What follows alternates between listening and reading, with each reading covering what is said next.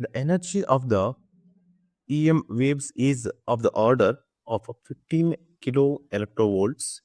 To which part of the spectrum does it belongs? Okay. Whether it is a gamma rays, X rays, infrared rays, or ultraviolet rays, we need to know here. Okay. The energy E of the photon is given by, that is E is equal to Xc divided by lambda, where lambda is the wavelength.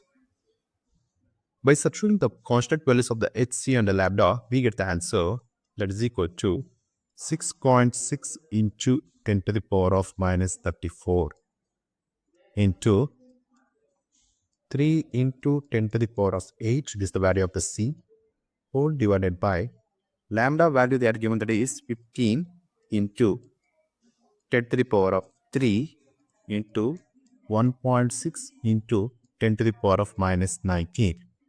Then by simplifying this one, 3 1 time, 3 5 times, and 6.6 divided by 5 into 1.6, we'll get the answer almost 6.6, 5 into 1.6, it is almost is then we get the answer 0.8 something, 0.8. So he'll get cancelled minus 19 and this becomes minus 15.